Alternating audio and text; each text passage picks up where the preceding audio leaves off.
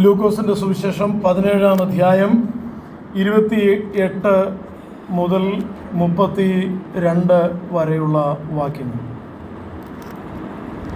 ലോത്തിന്റെ കാലത്ത് സംഭവിച്ചതുപോലെയും തന്നെ അവർ തിന്നു കുടിച്ചുകൊണ്ട് ഇറ്റും നട്ടും പണിതും പോന്നു.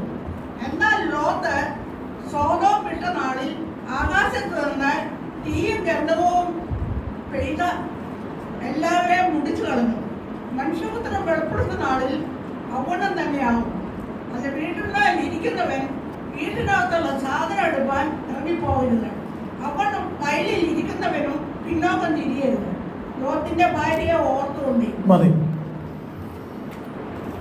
കർത്താവിൻ്റെ പരസ്യ ശുശ്രൂഷ കാലയളവിൽ കർത്താവ് പഠിപ്പിച്ച കാര്യങ്ങളെല്ലാം കൂടെ ഒരു വാക്കിൽ സംഗ്രഹിക്കുക എന്നാവശ്യപ്പെട്ടാൽ വേണമെങ്കിൽ നമുക്കത് ദൈവരാജ്യം എന്ന ഒരു വാക്കിൽ നമുക്ക് വിശദീകരിക്കാം.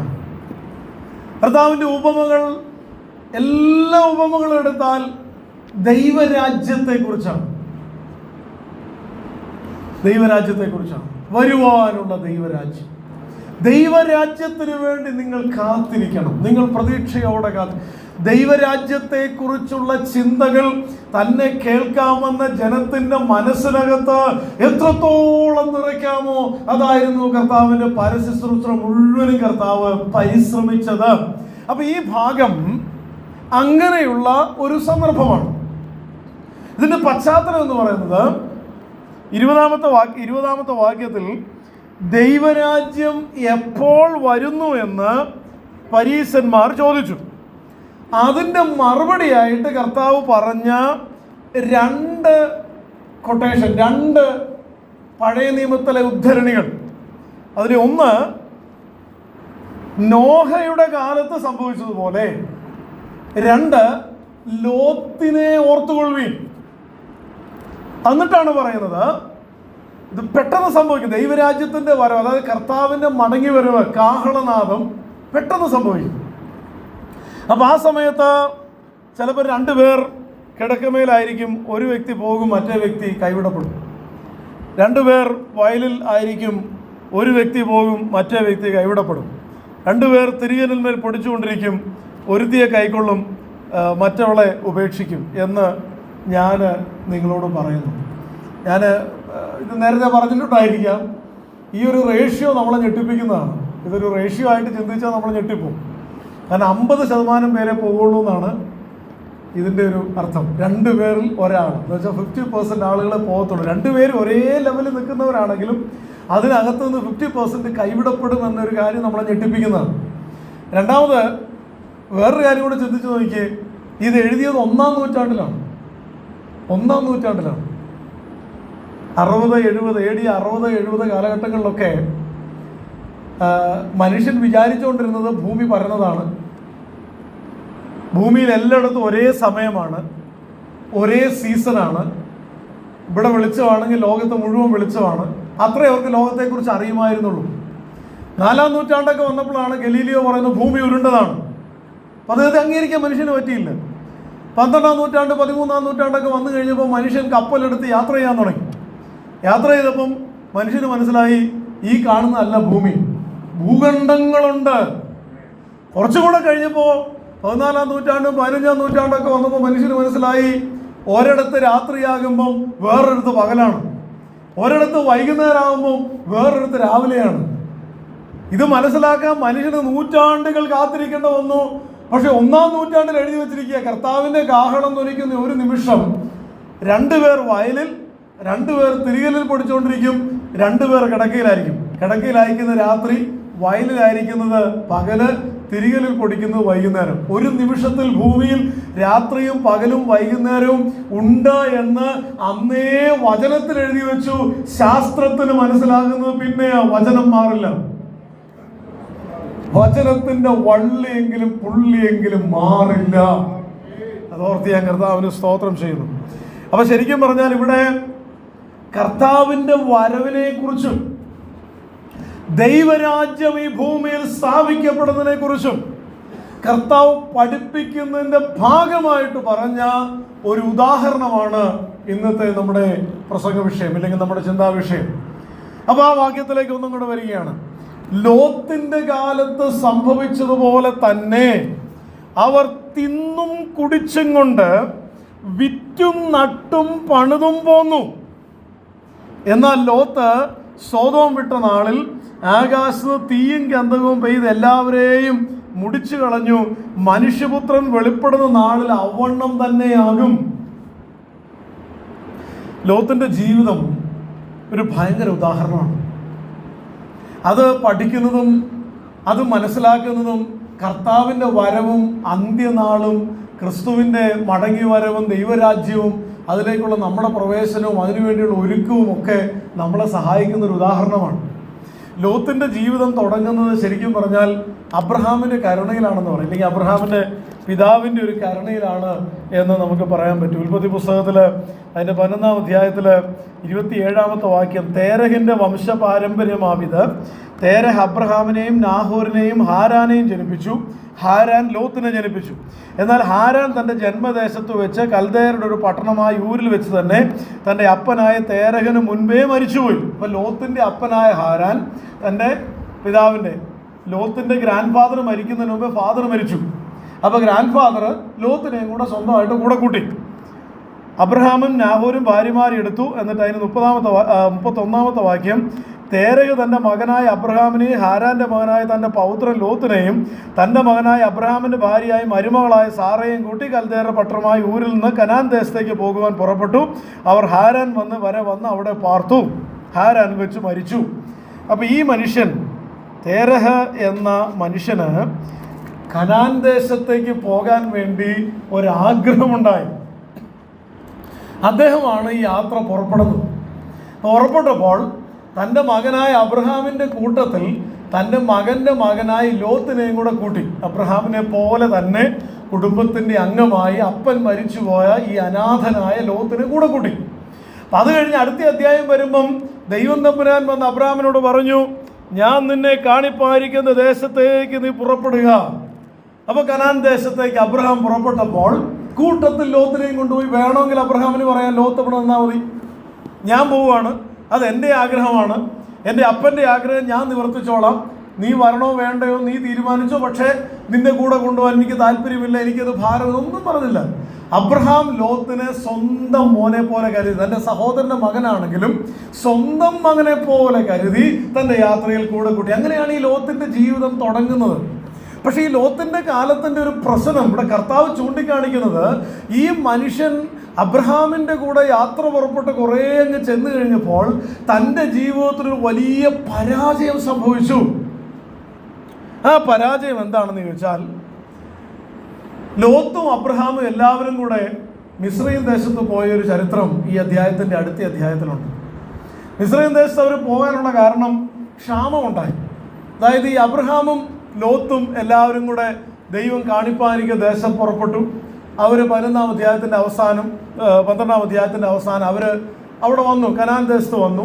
അപ്പോൾ ദൈവം പറഞ്ഞു, നീ ഇവിടെ പാർക്കാം, നീ ഇവിടെ യാഗപീഠം പണിത് നീ ഇവിടെ പാർത്ത് നിന്റെ തലമുറയ്ക്ക് ഞാൻ ഇത് അവകാശം തന്നിരിക്കുന്നു. പക്ഷെ കനാൻ ദേശത്തിൽ അബ്രഹാം നിൽക്കുന്നില്ല. അബ്രഹാമിൻ്റെ ഒരു പ്രശ്നം എന്താണെന്ന് വെച്ചാൽ, ഇത്രയും യാത്ര ചെയ്ത് കനാൻ ദേശം വരെ വന്നപ്പം അബ്രഹാമിന് തോന്നി ഇതിനേക്കാളും ബെറ്റർ അപ്പുറത്ത് കാണും. 12:9 അബ്രഹാം പിന്നെയും തെക്കോട്ട് യാത്ര ചെയ്തുകൊണ്ടിരുന്നു. വല്ല ആവശ്യമുണ്ട് ഇവിടെ പാർക്കാൻ പറഞ്ഞാൽ അവിടെ പാർക്കാം. പിന്നെയും തെക്കോട്ട് യാത്ര ചെയ്തുകൊണ്ടിരുന്നു. ഇപ്പൊ ദൈവത്തിൻ്റെ മുന്നിൽ കയറി ഓടിയതേ ദൈവം ഒരു അടിയടിച്ചു. തൊട്ടടുത്ത വാക്യം, ദേശത്ത് ക്ഷാമം ഉണ്ടായി. എങ്ങനെ ഉണ്ടാകാതിരിക്കും? ഇത് ദൈവത്തിൻ്റെ ഒരു വിളിയാണ്, മടങ്ങി വരാനുള്ള വിളിയാണ്. ഈ ക്ഷാമം ഉണ്ടാകുമ്പോൾ നീ തിരിച്ച് ദൈവത്തെ ആരാധിച്ച സ്ഥലത്ത് വന്ന് ദൈവത്തിൻ്റെ മുഖത്തേക്ക് നോക്കി കർത്താവിന് പറയാനുള്ളത് കേൾക്കണം. അതിനുവേണ്ടി ഈ ക്ഷാമം തരുന്നത്. ദൈവം ക്ഷാമത്തെയും രോഗത്തെയും ജീവിത സാഹചര്യത്തെയും ബന്ധങ്ങളുടെ തകർച്ചകളെയും അങ്ങനെ പലതിനെയും ഉപയോഗിക്കും നമ്മളെ രൂപപ്പെടുത്തിയെടുക്കാൻ. ആലയം പണിക്ക് വേണ്ടി എടുത്തുകൊണ്ട് വരുന്ന കല്ലിനെ അതുപോലെ എടുത്ത് പണിയത്തില്ല. അതിനെ ഒന്ന് ഷെയ്പ്പ് ചെയ്യും, അതിനെ അടിക്കും, അതിന്റെ മൂല പൊട്ടിക്കും, അതിനെ ഷെയ്പ്പ് വരുത്തിയിട്ടാണ് എടുത്തു വെച്ച് പണിയുന്നത്. നമ്മുടെ ജീവിതത്തിൽ ദൈവം അനുവദിക്കുന്ന സാഹചര്യങ്ങളൊക്കെ നമ്മെ തിളങ്ങുന്ന മുത്താക്കാനാണ് ദൈവമക്കളെ. ഇത് തിരിച്ചറിയാനുള്ള കാഴ്ചപ്പാട് നമുക്കുണ്ടാകട്ടെ. Praise the Lord. അബ്രഹാമിന് ആ കാഴ്ചപ്പാടില്ലാതെ പോയി. തൊട്ടടുത്ത വാക്യം, അബ്രഹാം നേരെ പിന്മാറ്റത്തിലേക്ക് പോയി, നേരെ മിസ്രൈമിലേക്ക് പോയി. അവിടെ ചെന്നപ്പോൾ ഒരു ഗുണമുണ്ട്. മിസ്രൈം അന്ന് പച്ചപ്പ് നിറഞ്ഞ ദേശമാണ്, ഭയങ്കര സമ്പൽ സമൃദ്ധിയാണ്. അവിടെ ചെന്ന് അബ്രഹാമിന് ഈ സമ്പൽ സമൃദ്ധിയിൽ മയങ്ങി സമ്പൽ സമൃദ്ധിയെ തേടി പോകുന്ന അബ്രഹാമിനെ നോക്കൂ. ഒരു പിന്മാറ്റക്കാരൻ്റെ എല്ലാ ലക്ഷണങ്ങളും കാണാം. ലക്ഷണം 1, ദൈവശബ്ദം കേൾക്കാൻ താല്പര്യമില്ല, യാഗപീഠം പണിയാൻ താല്പര്യമില്ല. ലക്ഷണം 2, ഭയം നിറഞ്ഞ മനസ്സ്.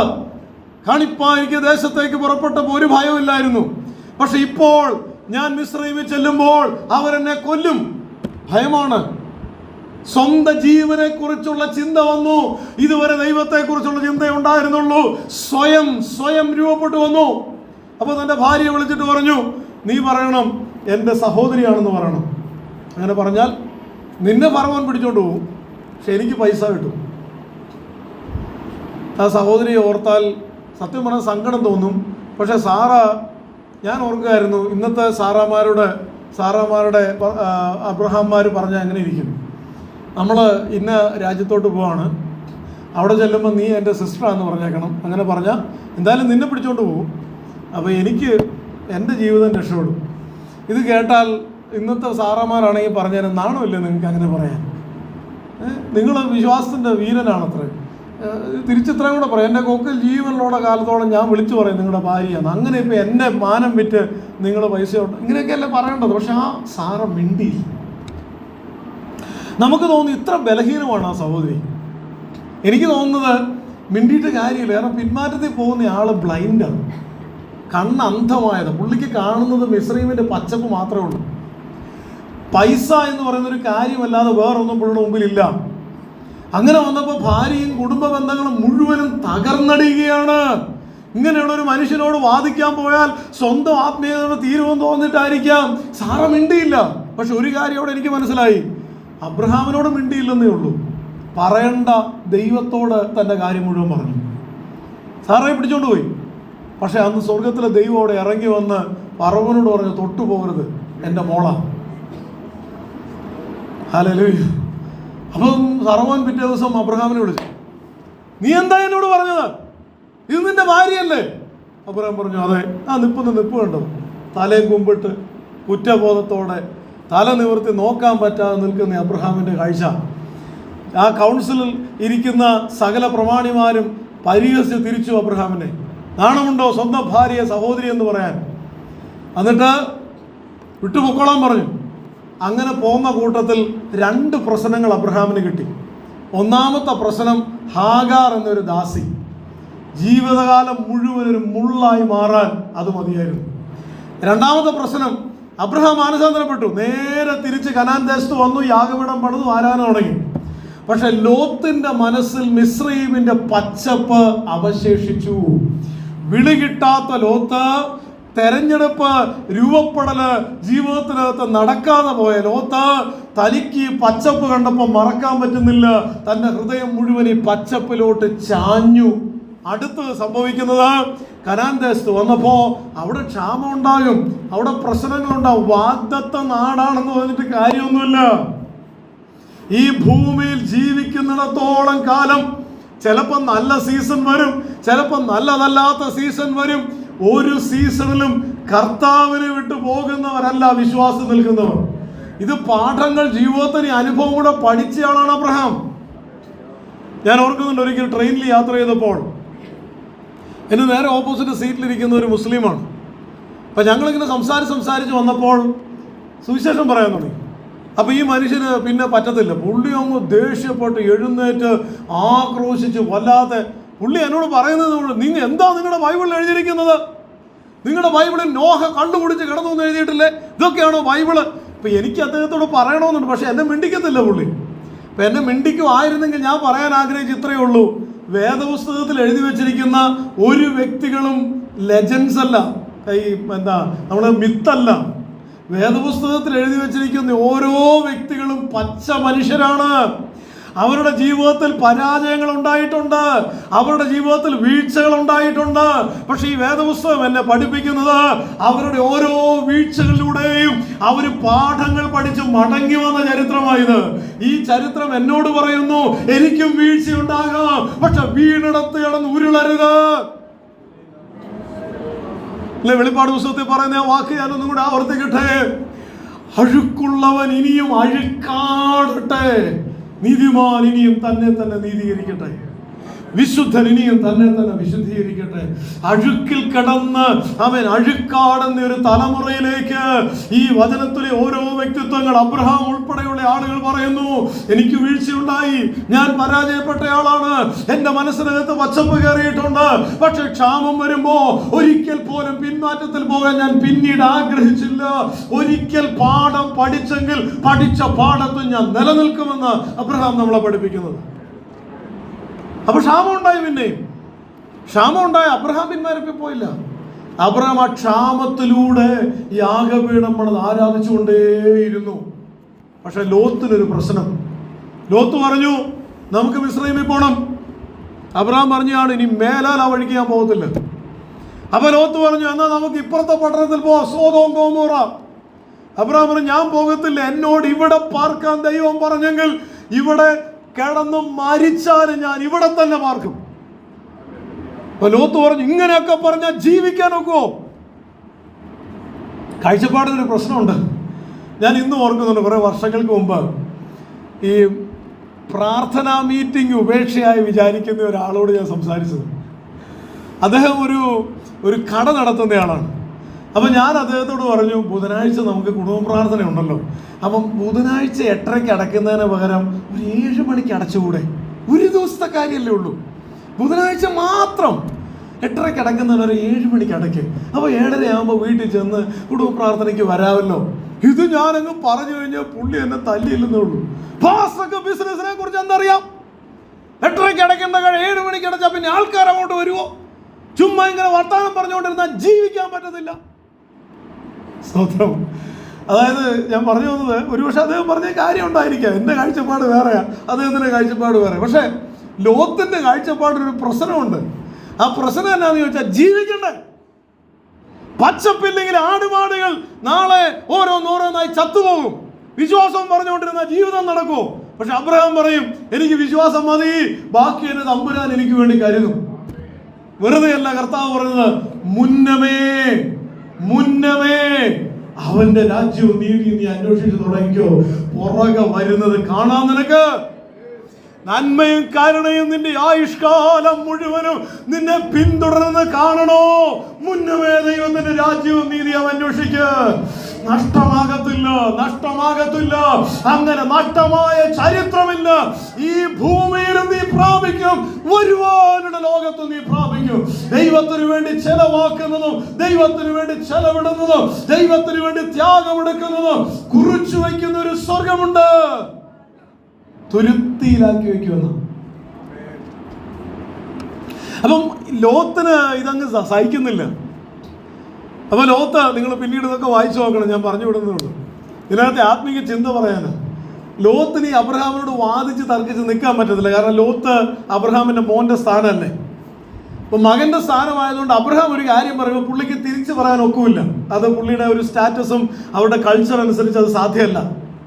അപ്പോൾ പുള്ളിക്കാരൻ്റെ ഇടയന്മാർ വിളിച്ചേച്ച് പറഞ്ഞു, ഒരു കാര്യം ചെയ്യും, ഒരു ബുദ്ധിയുണ്ട്, നിങ്ങൾ എൻ്റെ ആടുകളെയും കൊണ്ട് നിങ്ങൾ പോകുന്നു, അബ്രഹാമിൻ്റെ ഇടയന്മാർ അബ്രഹാമിൻ്റെ ആടുകളെയും കൊണ്ട് വരുന്നു. എവിടെയെങ്കിലും ഒരു ഇച്ചിരി പച്ചപ്പ് കണ്ട ഒന്നും നോക്കണ്ട, അബ്രഹാമിൻ്റെ ഇടയന്മാരെ തള്ളി മാറ്റി വെച്ച് നിങ്ങളുടെ ആടുകളെയും കൊണ്ട് പോകും. പുള്ളി ഒരു പാഠം പഠിക്കട്ടെ. ഇപ്പം ഈ അബ്രഹാമിൻ്റെ ഇടയന്മാർ വഴക്കിന് പോകത്തില്ല, അവരിങ്ങോട്ട് മാറി. പിന്നെ ഇങ്ങനെ സ്ഥിരം പണിയായി കഴിഞ്ഞപ്പോൾ ഈ ഇടയന്മാർ അബ്രഹാമിനോട് എന്ന് പറഞ്ഞു, ഇങ്ങനെ ഒരു പ്രശ്നമുണ്ട്, ലോത്തിന്റെ ഇടയന്മാർ ഞങ്ങളോട് വഴക്കുണ്ടാക്കാൻ വരികയാണ്, ഒരിടത്തും ആടുകളെ തീറ്റാൻ അവർ സമ്മതിക്കത്തില്ല. അപ്പൊ അബ്രഹാമിന് മനസ്സിലായി ഇതൊരു വലിയ സ്ട്രാറ്റജിയാണ്, ഇങ്ങനെ മുന്നോട്ട് പോയാൽ ഒക്കുമില്ല. ഞാൻ പറഞ്ഞതൊന്നും ലോത്തിന്റെ തലയിലോട്ട് കയറിയിട്ടില്ല. നമ്മൾ പറയത്തില്ലേ കുടം കമിഴ്ത്തി വെച്ച് വെള്ളം ഒഴിക്കുക എന്ന് പറയത്തില്ലേ, ചില മക്കളോട് ഉപദേശിക്കാൻ ചെല്ലുമ്പോഴേ മാതാപിതാക്കൾ അല്ലേലും നിന്നോട് പറഞ്ഞിട്ടുണ്ടെന്നൊക്കെ പറഞ്ഞിങ്ങനെ ചെല്ലുമ്പം ചില മക്കൾ ചെയ്യുന്ന ഒരു പോസ്റ്ററുണ്ട്, നിങ്ങൾ ശ്രദ്ധിച്ചിട്ടുണ്ടോ എന്ന് അറിയത്തില്ല. നിങ്ങൾ ഭയങ്കര ഉപദേശം കൊണ്ട് അങ്ങോട്ട് ചെല്ലുമ്പോഴേക്കും അവർ കൈ രണ്ടും കൂടി ഇങ്ങനെ കെട്ടി തലയൊരല്പം താഴ്ത്തി ഇങ്ങനെ ഇരിക്കുന്ന കാണാം. എന്ന് വെച്ചാൽ കുടം കമിഴ്ത്തി വെച്ചിട്ടുണ്ട്, ഒഴിച്ചോളൂ എന്നാണ് ഇതിൻ്റെ ആശയം. പിന്നെ നിങ്ങൾ അവിടെ കടന്ന് പറയുന്നത് ഒരു വാക്ക് പോലും ആ ചെവിക്കകത്ത് കയറത്തില്ല. ഇത് അബ്രഹാമിന് മനസ്സിലായി. ഈ വ്യക്തിയോട് ഉപദേശിച്ചിട്ട് ഒരു കാര്യമില്ല. അപ്പൊ അവസാനം അബ്രഹാം ലോത്തിനെ വിളിച്ചു പറഞ്ഞു, ഒരു കാര്യം ചെയ്യും ലോത്തെ, നീ ഇടത്തോട്ടെങ്കിൽ ഞാൻ വലത്തോട്ട് പോകണം. ഈ ലോത്തും അബ്രഹാമിനും തമ്മിലുള്ള ഒരു വ്യത്യാസം ഞാൻ പറയാം.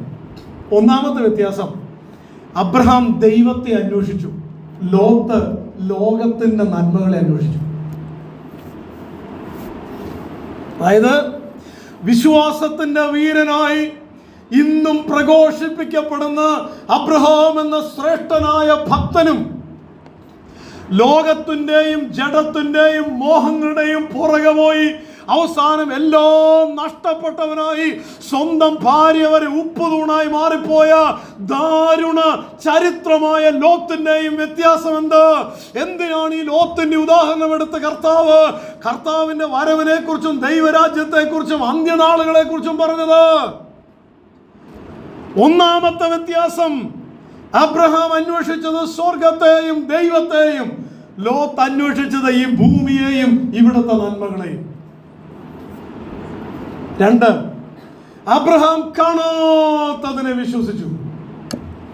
അതാണ് എബ്രായ ലേഖന കർത്താവ് 11-ാം അധ്യായത്തിൽ പറയുന്നത്, അധികം നല്ലതിനെ, സ്വർഗീയമായതിനെ തന്നെ കാക്ഷിച്ചിരുന്നു.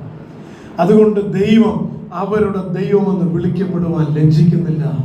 എനിക്ക് തോന്നുന്നത് അബ്രഹാം ബഹുസമ്പന്നനായിരുന്നല്ലോ. ബഹുസമ്പന്നൻ അബ്രഹാമിനെ കുറിച്ച് വചനത്തിൽ പറഞ്ഞിട്ടുണ്ട്. അപ്പൊ ഞാൻ ഇങ്ങനെ ചിന്തിക്കുക, ഒരു ദിവസം അബ്രഹാം ഒരു വീടൊക്കെ പണിയാൻ തീരുമാനിച്ചതാണ്, അല്ലെങ്കിൽ ഒരു കൊട്ടാരം എന്ന് വിചാരിച്ചു. കാരണം അബ്രഹാം ബഹുസമ്പന്നനാണ്. ആയിരക്കണക്കിന് ദാസീദാസന്മാർ, 318 അഭ്യാസികൾ വരെ ആ വീട്ടിലുണ്ട്. അപ്പൊ എത്രയായിരം ദാസീദാസന്മാരും മക്കളും കൂടെ ചേർന്ന് ഒരു നാട്ടുരാജാവിന് തുല്യമാണ് അബ്രഹാമിന്റെ പൊസിഷൻ. അപ്പൊ ഒരുപക്ഷെ അബ്രഹാം ഇങ്ങനെ വലിയൊരു കൊട്ടാരം പണിയാന്നൊക്കെ തീരുമാനിച്ചു കാണും. ദൈവസ്ഥനെ ചെന്ന് ചോദിച്ചു, കർത്താവേ, ഞാൻ ഇങ്ങനെ ഒരു കാര്യം ചിന്തിക്കുന്നുണ്ട്, ഒരു ബ്ലൂ പ്രിന്റ് തരാമോ? എല്ലാം ദൈവത്തോട് ചോദിക്കും. അപ്പൊ അന്ന് മമ്രയുടെ തോപ്പിൽ വെച്ച് ദൈവം പറഞ്ഞു കാണും, മോനെ, ഞാനൊരു ബൈനോക്കുലർ തരാം, ഞാൻ ഒരെണ്ണം പണിയുന്നുണ്ട്, നിന്നെ കാണിച്ചു തരാം.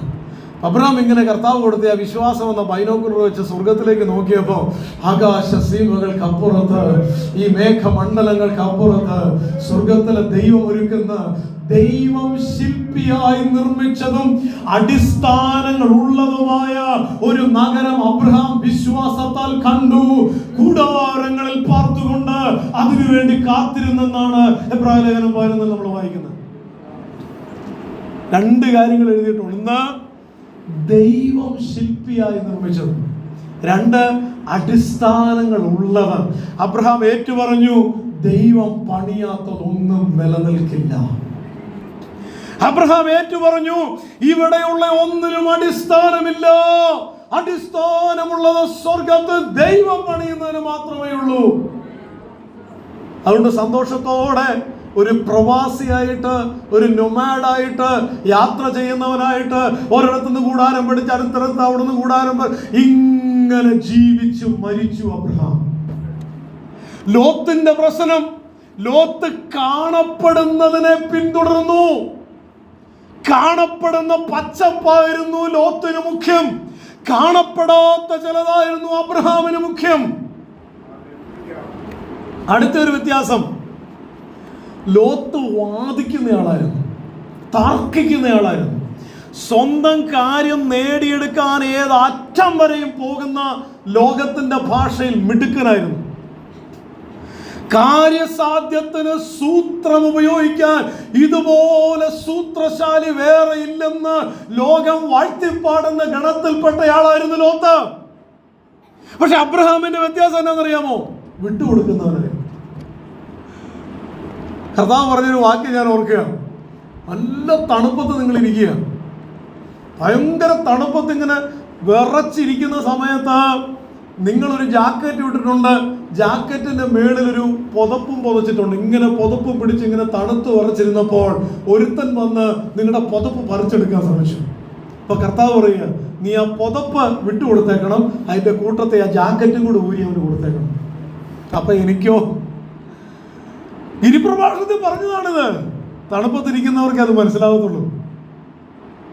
ഇതുപോലെ ത്യാഗം ചെയ്യുന്ന ജീവിതമാണത്ര ക്രിസ്തീയ ജീവിതം. ഇത് ലോത്തിന് പറ്റത്തില്ല. ലോത്ത് തർക്കിച്ച് വാദിച്ച് അറ്റം വരെയും പോയി എവിടെയൊക്കെ ആരോടൊക്കെ സംസാരിക്കണമോ, ഏതൊക്കെ സൂത്രങ്ങൾ നിറവേറ്റണമോ, ഏതൊക്കെ രീതികളിൽ എന്തൊക്കെ നേടണമോ, ഇത് മുഴുവനും അറിയുന്ന കഴിവുറ്റവനെന്ന് ലോകം വാഴ്ത്തുന്നവനെങ്കിൽ അബ്രഹാം ഒരു പ്രശ്നമുണ്ടായാൽ ഇതാ ഞാൻ വിട്ടു തന്നിരിക്കുന്നു, അവന്റെ കൂടെ ദൈവം നിൽക്കും. നീ ഇടത്തോട്ടെങ്കിൽ വലത്തോട്ട്, ഞാൻ വലത്തോട്ട് പൊക്കണം. ദേശം മുഴുവനും നിന്റെ മുൻപിലില്ലയോ, നീ തെരഞ്ഞെടുത്തോ, ഞാൻ അംഗീകരിച്ചോളാം. അപ്പന് തുല്യമായവൻ മകന് തുല്യവനായവനോട് പറയുകയാണ്. അങ്ങനെയാണ് ലോത്ത് സോദോം ഗോമോറ തെരഞ്ഞെടുത്ത് അങ്ങോട്ട് പോയത്. അവിടെ ഒരു ഒറ്റ പ്രശ്നമേ ഉള്ളൂ, അവിടെ പാപം കൊടികുത്തി വാഴുന്നു. അബ്രഹാം യാഗപീഠം തേടിപ്പോയി, ലോത്ത് പട്ടണവാതിൽ തേടിപ്പോയി. ആണ് വ്യത്യാസം. യാഗപീഠം തേടി പോകുന്നവന് ത്യാഗങ്ങളായിരിക്കും ഒരുപക്ഷെ അവന്റെ ജീവിതം മുഴുവനും. പക്ഷെ നഗരവാതിൽ അന്വേഷിച്ചു പോകുന്നവന് ഒത്തിരി തന്ത്രങ്ങളും സൂത്രങ്ങളും തന്നെ മനസ്സിൽ വേണ്ടി വരും. ഇതാണ് അബ്രഹാമും ലോത്തും തമ്മിലുള്ള വ്യത്യാസം. കർത്താവ് പറയുകയാണ്, മനുഷ്യപുത്രന്റെ വരവെങ്കിൽ നിങ്ങളൊരു കാര്യം ഓർത്തോ, എപ്പോൾ കർത്താവ് വരുമെന്ന് ചോദിച്ചാൽ മനുഷ്യൻ ലോത്തിന്റെ കാലത്ത് പോലെ ആകും. നമ്മൾ ഈ പറയുന്നത് പോലെ ആകും അത്രേ. എന്ന് വെച്ചാൽ ആ വാക്യങ്ങൾ ഞാൻ ഒന്നും കൂടെ പറയുകയാണ്. അവർ 28-ാമത്തെ വാക്യം, ലോത്തിന്റെ കാലത്ത് സംഭവിച്ചതുപോലെയും തന്നെ അവർ തിന്നും കുടിച്ചും കൊണ്ട് വിറ്റും നട്ടും പണിതും പോന്നു. ഞാൻ പലപ്പോഴും ചോദിക്കുന്നൊരു ചോദ്യമാണ്, തിന്നുകയും കുടിക്കുകയും ചെയ്തതാണോ അവിടുത്തെ പ്രശ്നം? തിന്നുകയും കുടിക്കുകയും ചെയ്യാതെ മനുഷ്യൻ ജീവിക്കാൻ പറ്റും? വിറ്റും നട്ടും പണിതും പോന്നു. ഇതിനകത്ത് എന്താ പ്രശ്നം? വിൽക്കുന്നത് പ്രശ്നമാണോ? നടുന്നത് പ്രശ്നമാണോ? പണിയുന്നത് പ്രശ്നമാണോ? ഇതൊന്നും പ്രശ്നമല്ല. ഇതില്ലാത്തൊരു ജീവിതം പറ്റത്തില്ല. പക്ഷെ പ്രശ്നം എത്രയേ ഉള്ളൂ, ഇതാണ് ജീവിതം എന്ന് തെറ്റിദ്ധരിച്ചു. അതാണ് അന്ത്യകാലത്തിന്റെ സൂചന.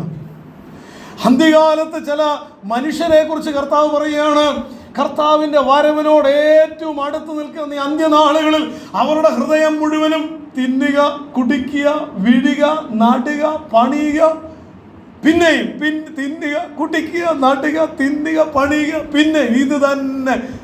എന്നാൽ ഇതിന്റെ അപ്പുറത്തേക്ക് ദൈവം, സ്വർഗരാജ്യം, ആത്മീകത, ആത്മീക വളർച്ച, അതിനെക്കുറിച്ച് ഒരു തിരിച്ചറിവ് പോലും ഇല്ലാത്തൊരു തലമുറയായിരിക്കും. അറ്റ്ലാന്റിസ് എന്നു പേരുള്ള ഒരു രാജകുമാരിയെ കുറിച്ച് ഗ്രീക്ക് മിത്തോളജിയിൽ ഒരു കഥയുണ്ട്. ആ കഥ ഇങ്ങനെയാണ്. ഈ രാജകുമാരി അതിസുന്ദരിയാണ്. ഈ രാജകുമാരിയെ വിവാഹം കഴിച്ചാൽ ആ രാജ്യത്തിൻ്റെ അധിപനാകാം. ആർക്കും സാധിക്കത്തില്ല. കാരണം അവിടുത്തെ നിയമം ഇതാണ്, ഈ രാജകുമാരി ഭയങ്കര ഓട്ടക്കാരിയാണ്, ഭയങ്കര സ്പീഡിൽ ഓടും.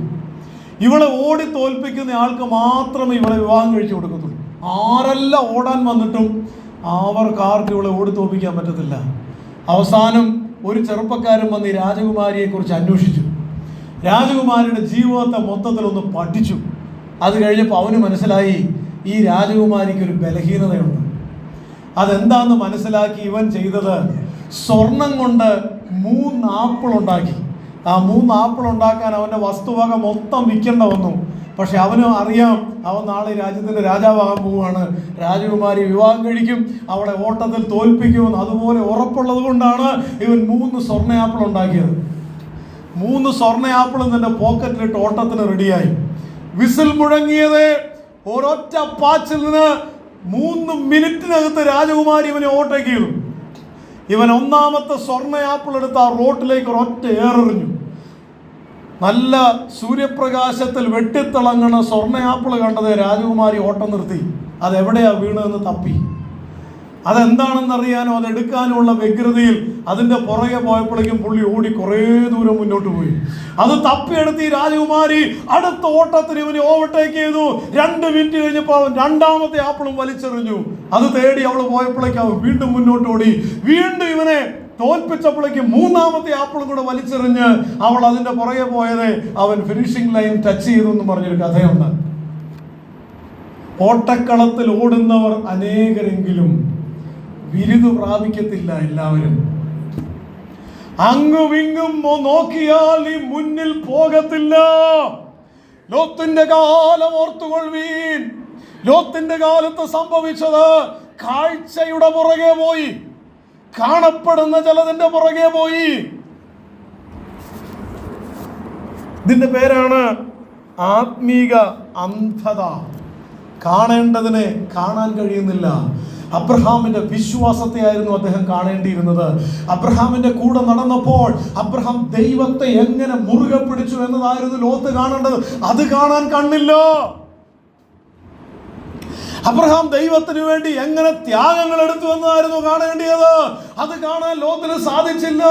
അന്ത്യകാലത്തിന്റെ ലക്ഷണമായിട്ട് കർത്താവ് പറയുകയാണ്, ലോത്തിന് സംഭവിച്ചതുപോലെ അന്ത്യകാലത്ത് സംഭവിക്കും. ഇതൊരു പ്രോസസ്സാണ്. അതായത് ഈ പച്ചപ്പ് തലയ്ക്ക് പിടിക്കുക എന്ന് പറഞ്ഞാൽ ഈ പാപത്തിൻ്റെ ഒരു പ്രത്യേകത, ഇത് പതുക്കെ പതുക്കെയാണ് ഒരു വ്യക്തിയെ കീഴ്പ്പെടുത്തുന്നത്. ഏതു വിഷവും അങ്ങനെയാണല്ലോ, പതുക്കെ പതുക്കെ ഓരോ അവയവങ്ങളെ ബാധിച്ച് ആ വ്യക്തിയെ ഇല്ലാതാക്കുന്നത് പോലെയാണ് പാപം. അതൊരു പ്രോസസ്സാണ്. അത് തലയ്ക്ക് പിടിച്ചു കഴിഞ്ഞാൽ പതുക്കെ അത് ചിന്തകളെ ബാധിക്കും, അത് പെരുമാറ്റങ്ങളെ ബാധിക്കും, അത് ബന്ധങ്ങളെ ബാധിക്കും. ആരെ ഉപദ്രവിക്കാൻ ഒരു മടിയും കാണത്തില്ല, ഒരു വിഷയം ഉണ്ടാവത്തില്ല. അങ്ങനെ അങ്ങനെ നേട്ടങ്ങളുടെ പുറകെയുള്ള ഓട്ടത്തിൽ ക്രിസ്തുവിനെ കളഞ്ഞ്, ആരാധന കളഞ്ഞ്, ആത്മീയത കളഞ്ഞ് ഓട്ടപ്പാച്ചിലിന്റെ നടുവിൽ സംഭവിക്കുന്നതാണ് ഏറ്റവും ദാരുണമായ പരാജയങ്ങൾ. ഞാൻ കഴിഞ്ഞ വെള്ളിയാഴ്ച സൂചിപ്പിച്ചിരുന്നു, എൻ്റെ മനസ്സിന് ഞാൻ പോയ ദേശത്തെക്കുറിച്ച് ഒരു ഭാരമുണ്ടായിട്ടാണ് ഞാൻ മടങ്ങി വന്നത്. ആ ഭാരം വേറെ ഒന്നുമല്ല, ഞാൻ പോയ ദേശത്ത് ഒത്തിരി കുടുംബ തകർച്ചകൾ ഞാൻ കണ്ടു. ആ കുടുംബ തകർച്ചകൾ വേദനിക്കുന്ന ഒത്തിരി കുടുംബങ്ങളെ ഞാൻ കണ്ടു. ആ കുടുംബ തകർച്ചകളെ കണ്ട് പകച്ചു നിൽക്കുന്ന ആത്മീക നേതാക്കളെ ഞാൻ കണ്ടു. എന്ത് ചെയ്യണമെന്ന് അവർക്കൊരു നിശ്ചയമില്ല എന്നോട് പറയുന്നത് ഞാൻ കേട്ടു. എൻ്റെ വിശകലനത്തിൽ എനിക്ക് മനസ്സിലായത്, ഓട്ടപ്പാച്ചിലിൻ്റെ ഇടയിൽ സമയമില്ല. എന്തിന് സമയമില്ല?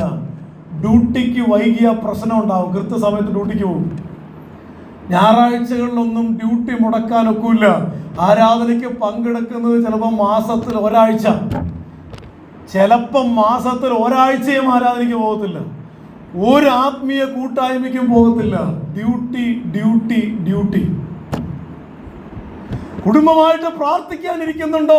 ആര് പ്രാർത്ഥിക്കാനിരിക്കാന്? ഒരാൾ രാത്രി ഡ്യൂട്ടി കഴിഞ്ഞ് വരുമ്പോൾ അടുത്ത ആൾ കൊച്ചിനെ ഏൽപ്പിച്ചേച്ച് ഡ്യൂട്ടിക്ക് പോകും. ഇതിന്റെ നടുവിൽ ദൈവം, ആത്മീകത, പ്രാർത്ഥന പതുക്കെ പതുക്കെ കുടുംബങ്ങളിൽ നിന്നും അകന്നു പോകുന്ന ഒരു കാഴ്ച. ശത്രുവായ പിശാച് കുടുംബങ്ങൾക്കകത്തേക്ക് കയറുന്ന കാഴ്ച. കുടുംബ ബന്ധങ്ങളിൽ വിള്ളലുണ്ടാകുന്ന കാഴ്ച. കണ്ണുനീരിലും തകർച്ചയിലും എൻ്റെ മുൻപിൽ ചിലരൊക്കെ ഇരുന്ന് കരഞ്ഞുകൊണ്ട് പറഞ്ഞു, ഈ കൊച്ചിനെ ഓർത്തിട്ട് മാത്രമായി കുടുംബത്തിൽ ഞാൻ മുന്നോട്ട് പോകുന്നത്. വേറെ ചിലർ പറഞ്ഞു, എൻ്റെ ഭർത്താവ് ആ വഴിക്കാണ്, എനിക്ക് ഈ കുഞ്ഞിനെ ഓർക്കുമ്പോൾ ഇനി എന്തെന്ന് അറിഞ്ഞുകൂടാ. ഒത്തിരി പേര് കണ്ണുനീരിലും കരച്ചിലും കുടുംബത്തിന്റെ മൂല്യങ്ങൾ മൂല്യച്യുതി സംഭവിച്ച് കരയുന്ന ഓരോ രാജ്യങ്ങളിലെയും നമ്മുടെ നാട്ടിലെ ഉൾപ്പെടെയുള്ള വല്ലാത്ത സാഹചര്യം കാണുമ്പോൾ അന്ത്യനാളുകളെ കുറിച്ച് കർത്താവ് പറഞ്ഞ് നമ്മൾ ഓർക്കും. മനുഷ്യന് ദൈവത്തിന് കൊടുക്കാൻ നേരമില്ലാതാകുന്ന നിമിഷങ്ങളിൽ ശത്രു ഹൃദയത്തിനകത്ത് കയറും, പിശാച് കുടുംബങ്ങൾക്കകത്ത് കയറും, ആത്മീകത തകരുന്നിടത്ത് അന്ധകാരം വ്യാപിക്കും, ദൈവത്തിന് സമയമില്ലാത്തിടത്ത് പിശാച് സമയമെടുത്തോണ്ട് പോകും. അങ്ങനെയുള്ള ലോകത്തിന്റെ നടുവില് ഒരു തലമുറയ്ക്ക് വേണ്ടി ഇടിവിൽ നിന്ന് കരയാൻ നമുക്ക് സാധിക്കും.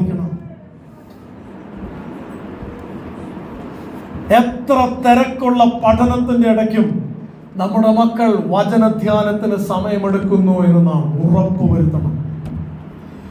എത്ര തിരക്കുള്ള ജീവിതത്തിന്റെ നടുവിലും ഹൃദയപൂർവ്വം ക്രിസ്തുവിനോട് ചേർന്നിരിക്കാൻ നാം മടി കാണിക്കരുത്, അതിൽ വീഴ്ച വരുത്തരുത്. അലറുന്ന സിംഹം എന്നതുപോലെ ആരെ വിഴുങ്ങേണ്ടു എന്ന് തിരിഞ്ഞ് ചുറ്റി നടക്കുന്ന ശത്രു കർത്താവിന്റെ വരവിനോട് അടുത്തിരിക്കുന്ന ഈ അന്ത്യനാളുകളിൽ ഒത്തിരി പേരെ ദൈവത്തിൽ നിന്ന് അന്യപ്പെടുത്തിയിരിക്കുമ്പോ, സൊദോം ഗൊമോറയുടെ പച്ചപ്പ് ഒത്തിരി പേരെ ദൈവത്തിൽ നിന്ന് പിന്മാറ്റത്തെ കൊണ്ടുപോയപ്പോ, മറക്കല്ലേ, കനാൻ ദേശത്ത് നീ യാഗപീഠം പണിയണം. ഇതൊരു പ്രോസസ്സാണ്. പതുക്കെ പതുക്കെ മനുഷ്യനെ ഇല്ലാതാക്കി കളയുന്ന പ്രോസസ്സ്. ഈ പ്രോസസ്സിന്റെ ഒടുവിൽ ലോത്തിന് സംഭവിച്ച ഒരു കാര്യം കൂടെ ഞാൻ പറയാം. ലോത്ത് സൊദോം ഗൊമോറയിൽ ചെന്നു. തൻ്റെ സമ്പത്ത് കൊണ്ട് അവിടെ ഉഗ്രനൊരു വീട് പണിതു. അവിടെയുള്ള ആളുകൾ ദുർമാർഗികളും പാപികളും, അതായത് പച്ചയ്ക്ക് പാപത്തെ പാപമെന്ന് വിളിക്കാൻ പോലും താല്പര്യമില്ലാത്തവരുമായിരുന്നു. അവർ മുഴുവനും സ്വവർഗ ഭോഗികളായിരുന്നു. അങ്ങനെയുള്ളൊരു നാട്ടിലാണ് ഈ മനുഷ്യൻ ചെന്ന് താമസിക്കുന്നത്. ആ നാട്ടിലുള്ള ആളുകളോട് അദ്ദേഹം പടിവാതിക്കലിരുന്ന് കളി പറയും, അവരുമായിട്ട് ആസ്വദിക്കും, സന്തോഷിക്കും. ജീവിതമെന്നാൽ സന്തോഷം, ജീവിതമെന്നാൽ പച്ചപ്പ്. അതിൻ്റെ ഇടയ്ക്ക് പാപത്തിൻ്റെ തിരത്തള്ളലൊന്നും ഈ മനുഷ്യന്റെ അകത്ത് ബാധിക്കുന്നേയില്ല. ഇങ്ങനെ ഇരുന്ന സമയത്താണ് സ്വർഗത്തിലെ ദൈവം ആ ദേശത്തിന്റെ പാപത്തിന്റെ ആഴം കണ്ടപ്പോൾ സ്വർഗത്തിൽ നിന്ന് ഒരു തീരുമാനമെടുത്തു. സൊദോം ഗൊമോറയുടെ മേൽ തീയും ഗന്ധകവും വർഷിപ്പിച്ച് ആ നഗരത്തെ മുഴുവനും നാമാവിശേഷമാക്കാൻ ഒരു തീരുമാനം. തമ്പുരാൻ കർത്താവ് ഇങ്ങനെ തീരുമാനിച്ചെങ്കിലും അബ്രഹാമിനോട് എന്ന് പറഞ്ഞു, എൻ്റെ സ്നേഹിതനായ അബ്രഹാമിനോട് ഞാനിത് മറച്ചു വെക്കൂ. സൊദോം ഗൊമോറ ഞാൻ നശിപ്പിക്കാൻ പോവുക. അബ്രഹാം ആ കാലയിലേക്ക് വീണു. നമ്മൾ പ്രാർത്ഥിക്കുന്ന പ്രാർത്ഥന പോലെയൊന്നും അല്ല.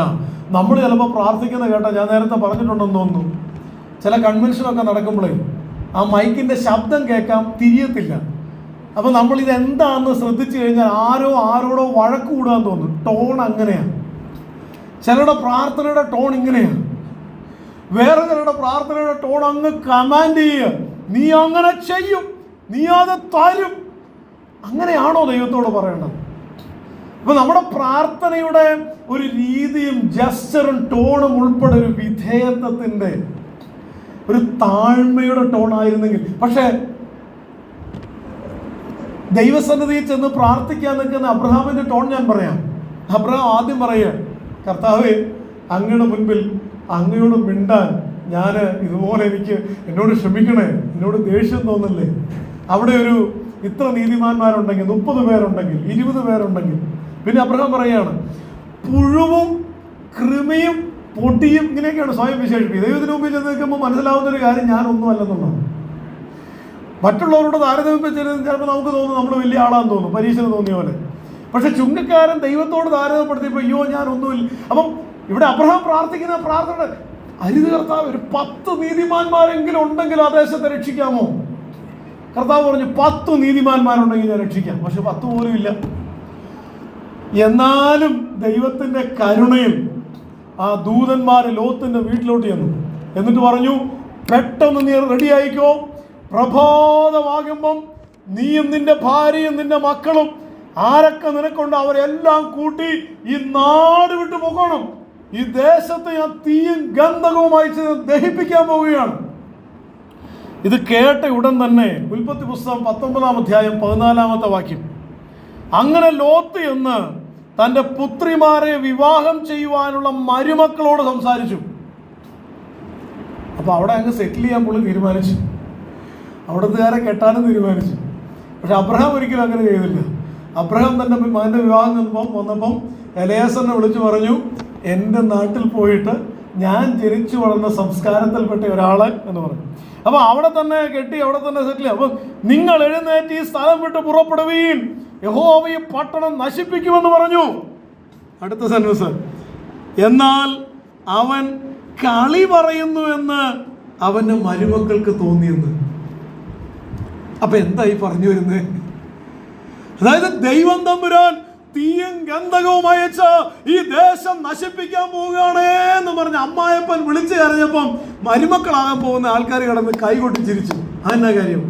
കാരണം ഈ പുള്ളി നേരത്തെ ഇങ്ങനെ പറഞ്ഞിട്ടുണ്ട് പല കാര്യങ്ങളും. പുള്ളിക്ക് ആത്മീയത എന്ന് പറയുന്നത് തന്നെ ഒരു കളിയാണ്.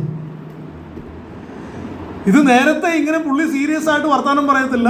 ഇതുപോലെ ദൈവത്തെക്കുറിച്ച് കുറേ കാര്യങ്ങൾ അതും ഇതൊക്കെ പറഞ്ഞിട്ടുണ്ട്, ഇവരെ ചിരിപ്പിച്ചിട്ടുണ്ട്. അതുകൊണ്ട് ഇവർക്ക് തോന്നി പുള്ളി ഒരു കളി പറയുകയാണ് എന്ന് തോന്നി. കാരണം ഇത് ഈ മനുഷ്യന്റെ രീതി ഇതാണ്. അതപ്പതിച്ച് ഒരു മനുഷ്യൻ പോകുന്ന പോക്ക് കണ്ടോ? എന്നെ കേൾക്കുന്ന ഓരോ ദൈവമക്കളോട് ഞാൻ പറയട്ടെ, നമ്മുടെ നാവ് സമർത്ഥനായ ലേഖകന്റെ എഴുത്തുപോലാകട്ടെ. നമ്മുടെ അധരങ്ങൾ കൊണ്ട് ചിലർക്ക് ആത്മീക വർധന ഉണ്ടാകട്ടെ. പൊട്ടച്ചൊല്ലും കളിവാക്കും ജീവിതത്തിന്റെ ഭാഗമാക്കി അധരം കൊണ്ട് പാപം ചെയ്യുന്ന അനുഭവം നമുക്കുണ്ടാകാതിരിക്കട്ടെ. ആത്മീകത എന്നത് തളർന്നു പോകുന്ന ഒരു വ്യക്തിയുടെ പ്രത്യേകതയാണ്. വർത്താനം പറയാൻ തുടങ്ങിക്കഴിഞ്ഞ് ഇത് എങ്ങോട്ടാ പോകുന്നതെന്ന് ആർക്കും അറിയത്തില്ല. ഒരു നിലവാരവുമില്ലാത്ത തമാശകൾ പറഞ്ഞ്, ഒരു ആത്മീക നിലപാടുമില്ലാത്ത വർത്താനം പറഞ്ഞ് അതുപോലെ അധപ്പതിച്ചു പോകുന്ന ഒരു തലമുറയെ കാണുമ്പം കർത്താവ് പറഞ്ഞത് ഓർത്തോ, ലോത്തിന്റെ കാലത്തെ കുറിച്ച് ഓർത്തുകൊള്ളുവീൻ. ആത്മീകത പുള്ളിക്ക് വെറും കളിയാണ്. ഇത് വേറൊരാളെ കുറിച്ച് നമുക്കറിയാം. ഇങ്ങനെ എഴുതിയിട്ടുണ്ട് ഈ എബ്രായ ലേഖനത്തില്, ഒരൂണിന് ജ്യേഷ്ഠാവകാശം വിറ്റ് കളഞ്ഞ അഭക്തനായ ഏശാവ്. നീ അറിയുന്നില്ല, ഒരു പായസത്തിന് വേണ്ടി നീ വിട്ടുകളഞ്ഞത് ദൈവം നിന്നെ കുറിച്ച് കരുതിയിരുന്ന ഭയങ്കര ദൈവത്തിന്റെ പദ്ധതികളായിരുന്നു എന്ന്. സ്തോത്രം. അപ്പം മനസ്സിനകത്ത് കാണപ്പെടുന്ന ചിലത് നിറഞ്ഞാൽ, പായസത്തിന്റെ ടേസ്റ്റ് നിറഞ്ഞാൽ, പായസത്തിന്റെ രുചി പിടിച്ചാൽ ആത്മീകതയൊന്നും വിഷയമാകത്തില്ല അവിടെ. വേറൊരാളെ നമുക്കറിയാം, ശിംശോൻ. നിങ്ങൾ ആലോചിച്ച് നോക്കിയേ, നൈമിഷികമായ ചില സുഖങ്ങൾക്ക് വേണ്ടി, ഒരുപക്ഷെ മിനിറ്റുകൾ നീണ്ടു നിൽക്കുന്ന ശാരീരിക സുഖത്തിന് വേണ്ടി 2 കണ്ണും കുത്തി പൊട്ടിക്കപ്പെട്ടവനായി ചെമ്പ് ചങ്ങല കൊണ്ട് കെട്ടി, അല്ലെങ്കിൽ മുദ്ര പുള്ളിയെ കെട്ടി ഇങ്ങനെ ചങ്ങല കെട്ടിച്ച് പുള്ളിയെ മാവ് പൊടിപ്പിക്കാൻ ആക്കിയിട്ട് പുള്ളി തട്ടകച്ച് പുള്ളിയെ കുറിച്ച് നിന്ദിക്കുന്ന ശത്രുക്കളുടെ മുൻപിലേക്ക് എറിഞ്ഞു ഇടപ്പെട്ട ഒരു സാഹചര്യം. എന്തിന്? ചില മിനിറ്റുകൾ നീണ്ടു നിൽക്കുന്ന ജഡത്തിന്റെ സുഖത്തിന്റെ പുറകെ പോയതാ. ഇത്രയും വലിയ പരാജയം ഉണ്ടാകുന്ന ആ മനുഷ്യൻ വിചാരിച്ചു പോലുമില്ല. സൊദോം ഗൊമോറയിലേക്ക് പോയ ലോത്ത് ഒരിക്കലും വിചാരിച്ചില്ല ഇത്രയും വലിയ റിസ്ക് ആകും. ഇനി അടുത്ത വാക്യം, ലോത്തിന്റെ ഭാര്യയെ ഓർത്തുകൊള്ളുവീൻ. ലൂക്കോസ് 17:32. അങ്ങനെയാണ് അവസാനിക്കുന്ന ആ ഭാഗം. ലോത്തിന്റെ ഭാര്യയെ ഓർത്തുകൊള്ളുവീൻ. അപ്പൊ ഈ ലോത്തിനേക്കാളും ലോത്തിന്റെ ഭാര്യയെ ഓർക്കേണ്ടത് എന്തിന്റെ പേരിലാണ്? ലോത്തിന്റെ ഭാര്യയെ കുറിച്ച് ഒരു വിശദീകരണമില്ല. ആകെയുള്ള ഇത്രേ പറയുന്നുള്ളൂ, ഇവരോട് ദൈവം തമ്പുരാൻ പറഞ്ഞു നിങ്ങൾ വിട്ട് ഓടാൻ പറഞ്ഞു, സോദോം ഗൊമോറയെ ഓടാൻ പറഞ്ഞു. അപ്പൊ ഇദ്ദേഹത്തിന് മനസ്സില്ലെന്ന് കണ്ടപ്പം ഇദ്ദേഹത്തിൻ്റെയും പെൺമക്കളെയും ഭാര്യയെയും കൈക്ക് പിടിച്ച് ദൂതന്മാര് ബന്ധപ്പെടുത്തി ഇവരുടെ സമ്പത്ത് മുഴുവൻ ഇട്ടേച്ച്, വലിയ നേടിയത് മൊത്തം ആ പച്ചപ്പ് മുഴുവനും വിട്ടേച്ച് ആ പട്ടണത്തിന്റെ അതിർത്തി കടന്ന് ഓടുകയാണ്. ഓടുന്ന വഴിക്ക് പുറകിൽ ഭയങ്കര ശബ്ദം കേൾക്കാം, ഭയങ്കര വെളിച്ചം കേൾക്കാം. സ്വർഗത്തിൽ നിന്ന് ഇങ്ങനെ തീയും ഗന്ധകവും ആ പട്ടണത്തിന്റെ മേലേക്ക് ഇങ്ങനെ വീണുകൊണ്ടിരിക്കുകയാണ്. ആ തീയും ഗന്ധകവും ചാവുകടലായിട്ട് മാറി ഇപ്പോൾ അവിടെ കിടപ്പുണ്ട്. അത് മൊത്തം ഇങ്ങനെ വീണുകൊണ്ടിരുന്നപ്പോൾ പിന്നിലേക്ക് തിരിഞ്ഞു നോക്കരുത്, ഈ ഒരു കണ്ടീഷനെ പറഞ്ഞുള്ളൂ. പക്ഷേ ലോത്തിന്റെ ഭാര്യ ഓടുന്ന വഴിക്ക് തിരിഞ്ഞു നോക്കി. തിരിഞ്ഞു നോക്കിയ മാത്രയിൽ അവളൊരു ഉപ്പുതൂണായിട്ട് അവിടെ നിന്നു. ലോത്തും പെൺമക്കളും ഓടി രക്ഷപ്പെട്ടു. എല്ലാം നഷ്ടപ്പെട്ടു. ഒടുവിൽ താനും 2 മക്കളൊരു ഗുഹയിൽ പാർക്കേണ്ട ഗതികേടും. ഇതാണ് ലോകത്തിന്റെ പുറകെ നടക്കുമ്പോൾ കാണപ്പെടുന്ന ചിലതിൻ്റെ പുറകെ നടക്കുമ്പോൾ എനിക്ക് കഴിവുണ്ടെന്നെൻ്റെ സ്വയത്തിൽ ആശ്രയിച്ച് ചിലതൊക്കെ വെട്ടിപ്പിടിക്കാൻ ജഡത്തിൻ്റെ മോഹത്തിൻ്റെ ലോകത്തിൻ്റെ പാതയിൽ പോകുമ്പോൾ ആത്മീകത കളിയായി തീരുമ്പോൾ ഒടുവിൽ സംഭവിക്കുന്ന ഒരു പരാജയമാണ് നമ്മൾ ഈ കാണുന്നത്. ഇതും കർത്താവിൻ്റെ രാജ്യവും സംബന്ധിച്ചുള്ള വ്യത്യാസം, ഇല്ലെങ്കിൽ അതിൻ്റെ ബന്ധം എന്താണെന്ന് ചോദിച്ചാൽ ഇന്ന് പകൽക്കാലം ഞാൻ വിളിച്ചു പറയാം. അന്ത്യനാളുകളിൽ നമ്മൾ ഈ ചോദിച്ച ഈ വാക്യം സ്റ്റാർട്ട് ചെയ്യുന്നത് ഇങ്ങനെയല്ലേ? കർത്താവിൻ്റെ വരവ് എപ്പോൾ സംഭവിക്കും? ദൈവരാജ്യം എപ്പോൾ വരും? കർത്താവ് പറഞ്ഞു, ലോകത്തിൻ്റെ കാലം പോലെ ഒരു കാലം വരുമ്പോൾ ഓർത്തോണം, മനുഷ്യൻ ആത്മീകതയ്ക്ക് വിലയില്ലാതെ ലോകത്തിനും ജഡത്തിനും പുറകെ ഓടുമ്പോൾ ഓർത്തോണം, ഇത് സൂചിപ്പിക്കുന്നത് കർത്താവ് വരാറായി. ചിലർക്ക് എടുക്കപ്പെടാൻ കഴിയാതെ കർത്താവിന്റെ വരവ് ഒരു വലിയ ഞെട്ടലുളവാക്കുന്ന, നഷ്ടമാകുന്ന ഒരു സാഹചര്യം ഉണ്ടാകും. എന്നാൽ ബുദ്ധിമാന്മാർ ആകാശമണ്ഡലത്തിന്റെ പ്രഭ പോലെയും പലരെയും നീതിയിലേക്ക് തിരിക്കുന്നവർ നക്ഷത്രങ്ങളെ പോലെയും എന്നുമെന്നേക്കും പ്രകാശിക്കും. ഇവിടെ ഇരിക്കുന്ന ഓരോ ദൈവമക്കളോട് ഞാൻ പറയാം, ഇന്ന് കാഹളം തുരിച്ചാൽ നമുക്ക് പോണം. അതിനെ തടയുന്നതൊന്നും നമ്മുടെ ജീവിതത്തിൽ വേണ്ട. നമ്മുടെ കാഴ്ചപ്പാടുകൾ പുതുക്കി വരേണ്ടതിന്, നമ്മുടെ ആത്മീയതയിൽ നാം വർദ്ധിച്ചു വരേണ്ടതിന്, സ്വർഗീയ ചിന്തകൾ നമ്മുടെ മനസ്സിൽ നിറയേണ്ടതിന്, ഹല്ലേലൂയ, അബ്രഹാമിനെ പോലെ യാഗപീഠം പണിയേണ്ടതിന് ഇന്ന് പകൽക്കാലം നമ്മളെ തന്നെ ഒന്ന് സമർപ്പിക്കാൻ സാധിക്കുമോ? ലോത്തുമാർ പലരും ആത്മീയത കളഞ്ഞ് ലോകത്തിന്റെ മോഹങ്ങളിൽ കൂടെ പോയിക്കോട്ടെ, പക്ഷെ അബ്രഹാമേ, നീ വിളി കേട്ടതോ? നിന്നോട് എതിർത്ത് നിൽക്കുന്ന ലോത്ത് നാശത്തിലേക്ക് പോകുന്ന ഒരു വ്യക്തിയായിരിക്കാം. പക്ഷെ ആ എതിർപ്പിനോട് അതേ നാണയത്തിൽ തിരിച്ചെതിർക്കാൻ നിനക്ക് പറ്റില്ല. കാരണം നീ യാഗപീഠം പണിത് ആരാധിക്കുന്നയാളാ. കാണപ്പെടുന്ന ചിലതിന്റെ പുറകെ ലോത്തോടുമ്പോ കാണാത്ത ചിലതിന്റെ ഓടാൻ തിരഞ്ഞെടുക്കപ്പെട്ടയാളാണ് നീ. വെട്ടിപ്പിടിക്കാൻ, സ്വായത്തമാക്കാൻ ലോത്ത് മുന്നോട്ടായുമ്പോ വിട്ടുകൊടുക്കാൻ, ത്യാഗം ചെയ്യാൻ പഠിച്ചയാളാണ് നീ. ആത്മീകതയിൽ ഒരു പുനഃസ്ഥാപനം, കർത്താവിനോടുള്ള ഒരു ചേർന്ന് നടക്കുന്ന ആത്മീയ അനുഭവം ലോത്തിന്റെ കാലം പോലെ ആകും. ലോത്തിന്റെ ഭാര്യയെ ഓർത്തുകൊള്ളുകയും ഉപ്പുതൂണായി ഭവിച്ച് സകലവും നഷ്ടപ്പെട്ട ആ വ്യക്തി നമ്മളെ ഓർമ്മിക്കുന്നത് ലോത്തിനേക്കാളും ഒരു പടി ഭൗമിക സ്നേഹം കൂടുതലായിരുന്നു ലോത്തിന്റെ ഭാര്യയ്ക്ക്. വിട്ടേച്ച് പോകുന്നതിനെ മനസ്സിൽ നിന്ന് വിടാൻ കഴിയാതെ തിരിഞ്ഞു നോക്കരുതെന്ന് പറഞ്ഞെങ്കിലും പിന്നോട്ട് നോക്കിയ ആളായിരുന്നു ലോത്തിന്റെ ഭാര്യ. എത്രയോ കുടുംബങ്ങൾ തകരുന്നത് ഇതുപോലെ പിന്നോട്ട് നോക്കുന്ന ജീവിത പങ്കാളി. സ്വതന്ത്രം വേദപുസ്തകം പറയുന്ന അനുഗ്രഹീതരായ ഒത്തിരി ഭാര്യമാരുടെ ചരിത്രങ്ങളുണ്ട്. യൂത്തിന്റെ ചരിത്രമുണ്ട്, ദെബോരയുടെ ചരിത്രമുണ്ട്, എസ്തേറിന്റെ ചരിത്രമുണ്ട്. അങ്ങനെ ശ്രേഷ്ഠരായ ലെമുവേലിന്റെ അമ്മ ലെമുവേലിന് പറഞ്ഞു കൊടുത്ത വചനങ്ങളുണ്ട്. ലാവണ്യം, സൗന്ദര്യം വ്യർത്ഥമാണ് എന്നൊക്കെ പഠിപ്പിക്കുന്ന സ്ത്രീകളെ കുറിച്ച് വേദപുസ്തകം പറയുന്നുണ്ട്. എന്നാൽ അതേസമയം തന്നെ ലോത്തിന്റെ ഭാര്യയെ കുറിച്ച് പറയുന്നുണ്ട്, യോബിന്റെ ഭാര്യയെ കുറിച്ച് പറയുന്നുണ്ട്.